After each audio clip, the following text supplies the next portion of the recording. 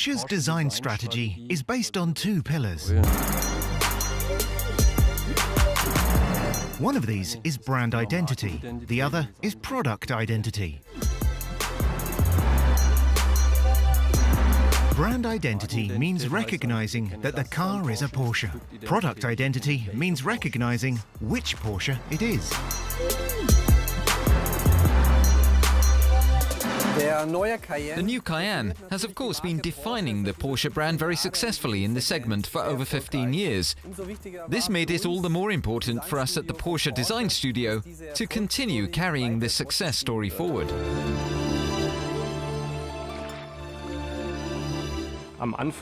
It all begins with a sketch. This sketch is elaborated on and thereby finds its way into the digital world. This is the beginning of something that resembles a game of ping pong. In other words, the pictures from the digital data model are revised by hand, and those changes are in turn incorporated in the digital model. If we go through the car, starting from the front,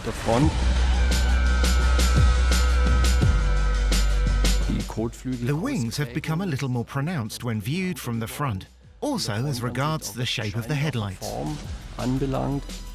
Looking inside the headlight unit, you see that it is maximally modelled in 3 dimensions. The large air inlet vents, which are typical of a Porsche, are of course there for technical reasons, but they're also upgraded by very beautiful fine details such as these fins, which are functional too, of course. The previous model already had a very dynamic roofline, in my opinion. But we have done some more work specifically on this line, as well as on the outline of the side windows. We now have a markedly flatter roofline, which makes the vehicle sportier. We have also designed a very beautiful dynamic outline for the side windows, making it look even more like a sports car. I always say the 3 most important aspects of automotive design are 1. The proportions, 2. The proportions, and 3. The proportions. The relative size of the wheels compared with the body is extremely important, of course.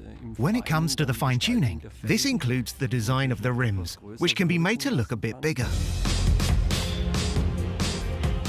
Looking from the rear, we have Porsche's typical brand identity. The cockpit is drawn inwards. We have these shoulders. We have the ribbon with the rear lights, which is part of the brand identity. The story behind this is simply that we introduced the ribbon to the sports car as a new element. And this design element was then consecrated and became part of the Porsche brand identity. In purely stylistic terms, the ribbon of the rear lights help us to distribute the volume better. The car looks distinctly more lightweight.